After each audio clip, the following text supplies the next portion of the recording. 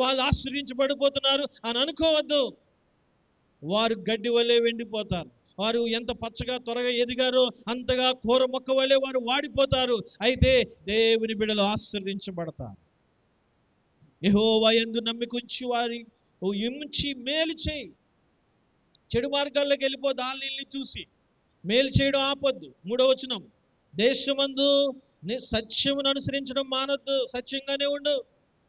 కష్టాలు వస్తే రానివ్వు, సత్యంగానే ఉండు. దేవునికి స్తోత్రం చెబుదాం. గట్టిగా చెప్పాలా? హల్లెలూయా. యెహోవాను బట్టి సంతోషంగానే ఉండు. ఆయన నీ హృదయ వాంఛలను తీరుస్తాడు. హల్లెలూయా, హల్లెలూయా. ఆయన నీ హృదయ వాంఛలను, he will give you the desires of your heart. నీ యొక్క హృదయ వాంఛలన్నీ కూడా ఆయన నెరవేరుస్తాడు, ఆయన ఇస్తాడు. కొంచెం ఆలస్యం అవుతుంది అనుకో, వేచియుండు. చెడ్డవారిని చూసి మత్సరపడద్దు. దుష్కార్యములు చేయవారితో నువ్వు నిన్ను పోల్చుకోవద్దు. కొంచెం వేచియుండు, కొంచెం వేచియుండు. ఆయన నీ హృదయ వాంఛలను తీరుస్తాడు. హల్లెలూయా. సత్యం తప్పిపోవద్దు, విశ్వాసాన్ని విడిచిపెట్టొద్దు, దేవుని మార్గమును విడిచి తిరగొద్దు. 5వ వచనంలో అదే ఉంది కదా, నీ మార్గములు యెహోవాకు అప్పగించుము, నీవు ఆయనను నమ్ముకొనుము, ఆయన నీ కార్యము చేసెను. దేవునికి స్తోత్రం. హల్లెలూయా, హల్లెలూయా. దేవునికి నీ మార్గాలను అప్పగించు. ఆయన నీకు కార్యాలు చేస్తాడు. He will act. Trust in him. ఆయన పని చేసే దేవుడు, నీ కార్యములు చేసే దేవుడు. విశ్వాసముంచు. ఏముంచు? Trust in him, believe him. విశ్వాసముంచు.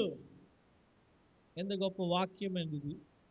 71వ కీర్తన ఈ ప్రాబ్లాన్ని డీల్ చేస్తుంది అనమాట. ఈ విషయాన్ని మాట్లాడుతుంది. Why the righteous suffering? ఎందుకు వాళ్ళకి కష్టాలు వస్తున్నాయి? Why the ungodly prosper? దేవుడు అంటే ఇష్టం లేని వారు ఎందుకు ఆశ్రయించబడిపోతున్నారు? అయితే వాళ్ళు త్వరగా ఎండిపోతారు. మొక్క ఎంత పచ్చగా వచ్చింది అంతగా మది వాడిపోతుంది. కానీ దేవుని బిడలు దేవుని కొరకు చూసినట్లయితే 8వ వచనంలో, ఓ మౌనముగా ఉండి ఆయన కొరకు కనిపెట్టు. టెక్స్ట్ చూడాలి, గట్టిగా చదవాలి. Be still before the Lord and wait patiently for him. ఆయన కొరకు మౌనముగా ఏం చేయాలా? ఆయన కొరకు కనిపెట్టు. చప్పట్లు కొట్టి దేవుని నామమున హల్లెలూయా, హల్లెలూయా, హల్లెలూయా. మౌనంగా ఉండి కొంతసేపు వెయిట్ చేయి.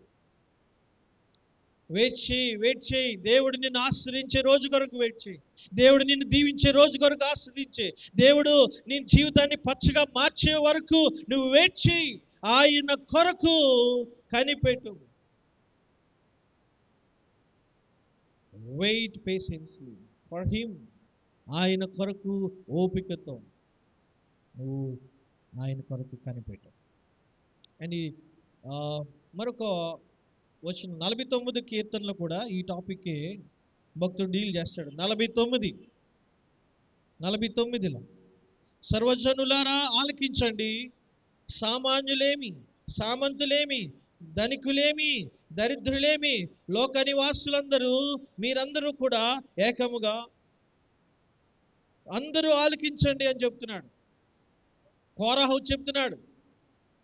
అందరూ వారి 6వ వచనంలో అంటాడు, వారి ఆస్తియే ప్రాపకమని నమ్మి తన ధనని విస్తారతను బట్టి పొగుడుకుని వారికి.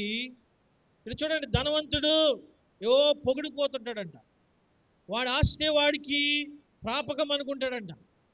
అప్పుడప్పుడు ఏమంటాడంటే నిన్ను కూడా అంటాడు, నేను చూడు దేవుడిని అంటే నమ్మకం ఉండదు, నేనే మందిరానికి వెళ్ళను, నా పరిస్థితి బాగుంది, నీ పరిస్థితి ఏంటి అలా ఉందని అడుగుతాడు.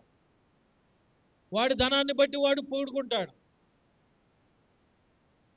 నువ్వు మాట్లాడితే మనల్ని అంటుంటారు, అనారోగ్యం కలిగితే చాలు మందిరానికి వెళ్తున్నావు కదా,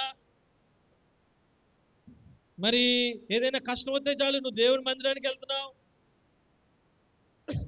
ఏదైనా సమస్య వచ్చినప్పుడు మనల్ని వాళ్ళు గేలి చేస్తూ ఉంటారు. అయితే ఒక విషయం తెలుసా, ఎవడును ఏ విధం చేతనైనను తన సహోదరుని విమోచించదు. నీ ధనము నిన్ను విమోచించదు, నీ ధనము నిన్ను రక్షించదు, నీ ధనము నిన్ను రక్షించదండి. హల్లెలూయా, హల్లెలూయా. నీ ధనము నిన్ను రక్షించదు. ఎవడు కూడా నిన్ను డబ్బుతోటి నిన్ను కొనలేడు. విమోచన అంటే వెలపెట్టి కొనడం అనమాట. నీ ప్రాణాన్ని ఎవడైనా విమోచించగలడు. రాజీవ్ గాంధీ చనిపోయే సమయానికి ఆయన యొక్క ఆస్తి 900 కోట్లు. 900 కోట్లు ఉన్న అతని ధనం అతన్ని రక్షించగలిగిందా?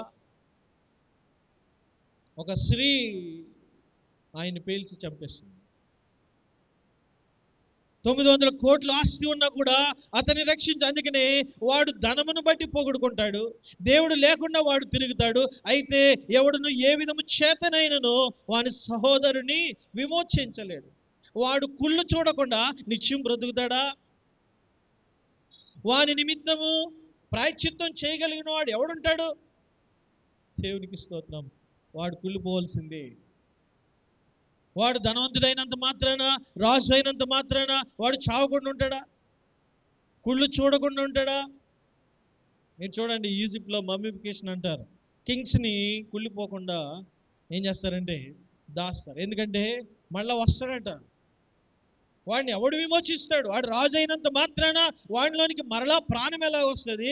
వాడిలోనికి జీవం ఎలా వస్తుంది? వాడు ఎలా మరలా బ్రతుకుతాడు?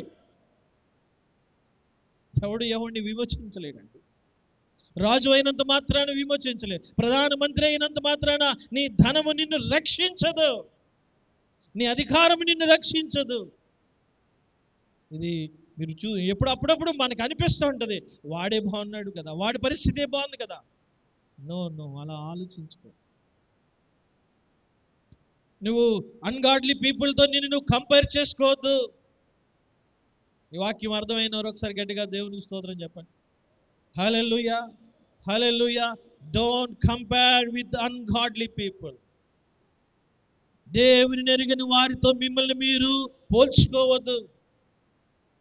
యోబు గ్రంథంలో 21వ అధ్యాయంలో ఇదే విషయాన్ని యోబు కూడా డీల్ చేస్తున్నాడు. ఒకసారి యోబు గ్రంథం చూడండి. యోబు గ్రంథం 21వ అధ్యాయం